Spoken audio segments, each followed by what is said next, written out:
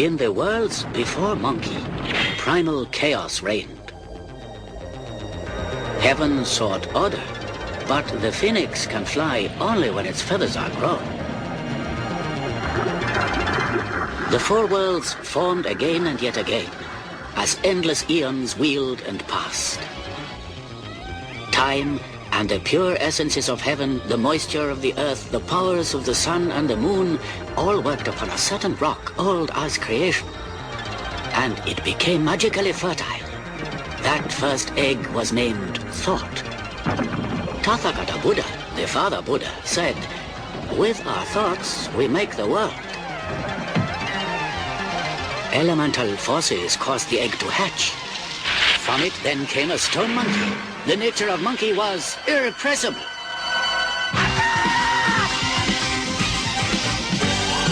Born from an egg on a mountain top, the funkiest monkey that ever popped.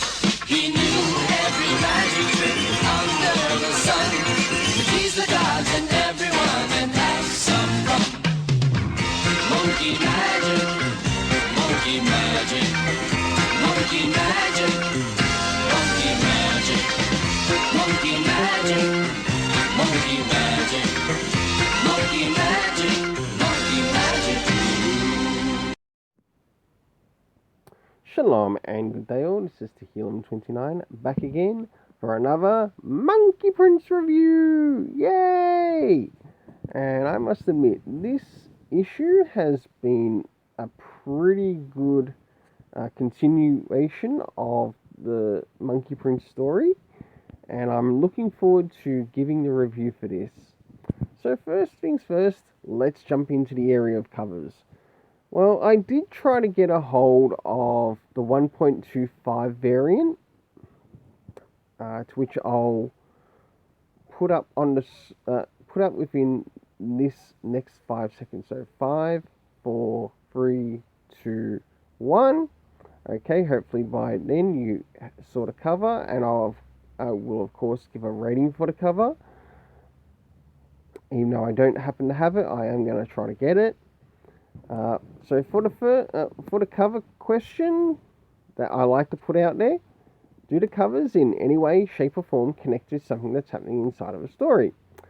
Sure enough, they do. Now, for the first cover, I give it an 8 out of 10.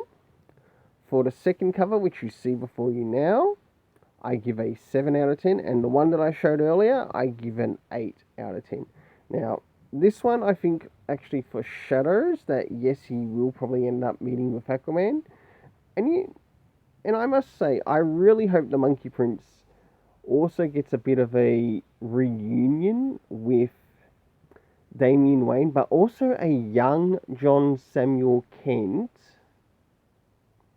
And I mean it, a young John Samuel Kent, should the family ever go to Metropolis. Because as a Super Sons reader, it would really excite me. Now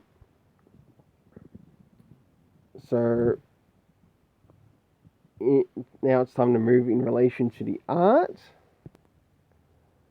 So now I'll show you some of the internal art around the beginning, middle and end, as well as covering some of the things that are happening in relation to the story. Time to get started now.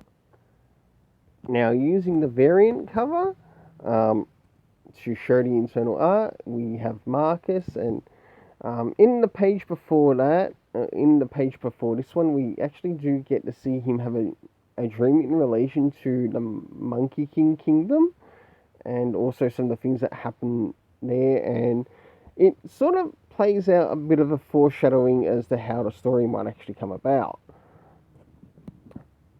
So the overall story in relation to the Monkey Prince run. And as we can see here, we've got something happening with Superman flying by. Of course, the parents go into hiding. He remembers something that was said by Batman. I'll now jump towards the middle of the story. As we start to jump towards the middle of the story, we end up with the Shugul Shen family. or should we say the parents, who are back to doing business with the DC Comics underworld, and of course they're doing some work with some Black Manta, and of course another artifact has come up. But whilst this is happening, we have Monkey Prince or Marcus, the Monkey Prince, who has recently caught up with Pigsy. And he's got a bit of a monster chasing him.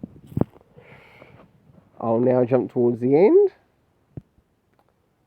And as we start to jump towards the end, he ends up finally getting a couple of hits in to the monster that's chasing him. But we do actually learn that this monster does actually have a bit of a connection towards, in relation to some of the monsters that are in the trench.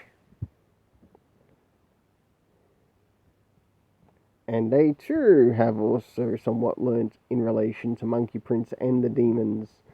So it makes one wonder, what are the connection between the demons, the trench, and a couple other things that are happening in this story.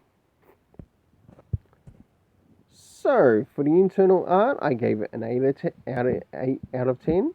I'll now jump towards the story rating and how I rate the story. So, first things first, did we get any comic book references? You know what? We did. We got a reference to Monkey Prince issue 1, so to where everything all started. So that was really good. Moving into the next thing, time, we didn't get any indication as to what time some of these things were taking out throughout the day, though it would be nice to see it included, as it would also work in regards to the continuity of the storyline. Moving into the area of location, oh my goodness. We got a lot of locations in this, and time to start where things start, and that is Amnesty Bay High School. So they were making their way to Amnesty Bay, so we end up getting the Amnesty Bay High School. We end up moving to the old Cannery District. We end up moving to the Amnesty Bay Docks. Of course, we had the Black Manta Lair. And last but not least, the depths of the Seven Seas, which connects to the trenches and the trench demons. And my goodness, I did not expect to see so much brought into this. And I'm really looking forward to the next issue. I really want to get next issue. Moving to the next thing, the cast of characters. We have Marcus, of course, who is the Monkey Prince. Of course, his parents, his dad and mum, the Shugelshins. And we, of course, had Black Manta. And I think it was Riley, or something that I managed to pick up in regards to one of the other characters. One thing that I felt Gene did actually miss out in this is having Marcus speak to his... When Marcus was speaking to his romantic interest, it should have been noted that Marcus should have addressed her by her name, sort of like saying, "Hey, whatever her name is, how are you going?" Like, bring that across into the story, because that was actually missing in this story, and you've just made that character feel a little bit more forgettable. And it's really important that you do bring it into the story, because if you want us to show that these two are having somewhat a long-term relationship, it would make a lot of sense to have Marcus address his romantic interest by their name. But overall, I still enjoyed this issue. So now it's time for the story rating, to which I give an 8 out of 10. Well, until then, let's keep it colourful and have yourself an awesome day.